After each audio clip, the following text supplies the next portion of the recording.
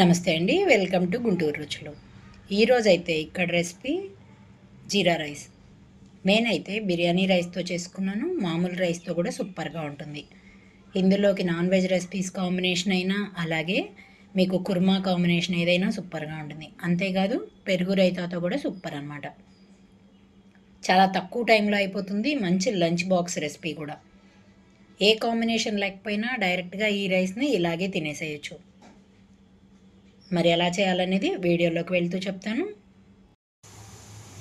ఈరోజు అయితే నేను జీరా రైస్ కోసం తీసుకున్నానండి. ఇక్కడ బాస్మతి రైస్ తీసుకున్నాను, 1.5 కప్పు వరకు.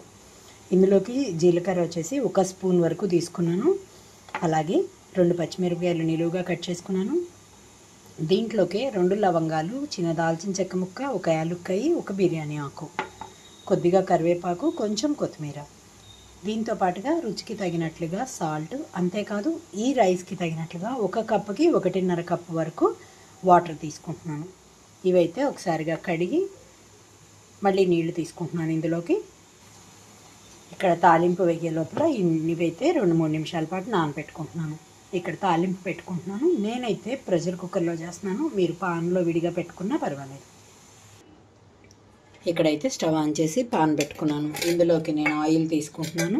నేను తీసుకున్న రైస్ క్వాంటిటీకి 2 టేబుల్ స్పూన్స్ వరకు ఆయిల్ తీసుకుంటున్నాను.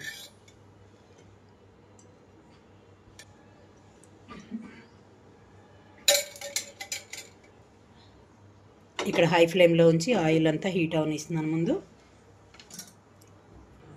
ఇక్కడైతే ముందుగా జీలకర్ర వేసేసుకుంటున్నాను. జీలకర్ర చిటపటం అనేటప్పుడే ఇందులోకి బిర్యానీ ఆకు, అలాగే యాలుక్కాయ, లవంగా, దాల్చిన చెక్క కూడా వేస్తున్నాను. మరీ జీలకర్ర ఎక్కువగా వేగిపోకూడదు, మరి మాడిన వాసన అయితే వస్తుంది. ఇందులోకి పచ్చిమిరపకాయలు కూడా.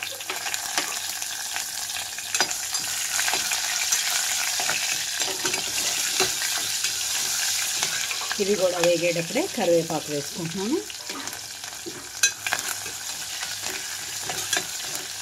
జీలకర్ర వేసేటప్పుడే లో ఫ్లేమ్లోకి టర్న్ చేసుకోవాలండి స్టవ్ని. ఇప్పుడు ఇందులోకి వాటర్, రైస్కి తగినట్లుగా వాటర్ ఇందులోకి తీసుకోవాలి. నేనైతే 1కి 1.5 కప్పు వరకు వాటర్ తీసుకుంటున్నాను. నేను తీసుకున్న 1.5కి ఇక్కడ 2.5 వరకు వాటర్ తీసుకుంటున్నాను.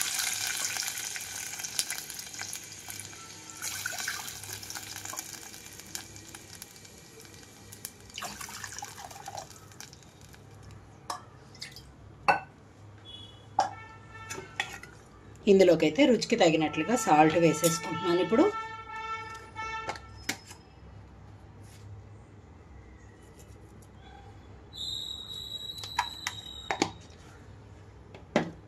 నీళ్ళన్నీ మరగనిస్తున్నాను. ఇక్కడ నీళ్ళంతా మరిగేటప్పుడే 1 నిమ్మ చెక్కని ఇందులోకి పిండుకుంటున్నాను.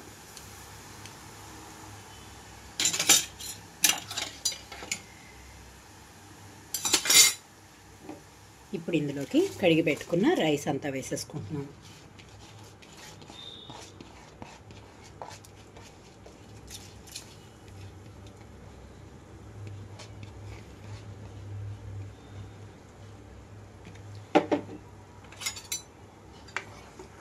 రైస్ వేసాక కూడా 1 పొంగు రానిచ్చి ప్రెషర్ కుక్కర్ మూత పెట్టుకోవాలి.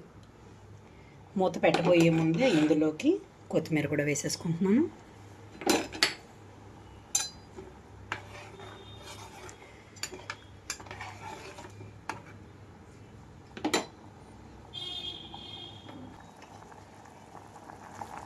వాటర్ మరిగేటప్పుడే ప్రెషర్ కుక్కర్ మూత పెట్టాలన్నాను. 3 విజిల్స్ వస్తే సరిపోతుంది. విజిల్స్ అన్నీ అయిపోయి ఆవిరంతా అయిపోయినాక మూత తీస్తున్నాను. చూడండి, రైస్ అంతా పొడి పొడిగా వచ్చేసింది. చూసారా, జీరా రైస్ రెడీ అయిపోయింది. నేనైతే సర్వింగ్ బౌల్లోకి తీసేసుకుంటున్నాను. ఇంకా చూసారు కదా, జీరా రైస్ రెడీ అయిపోయింది.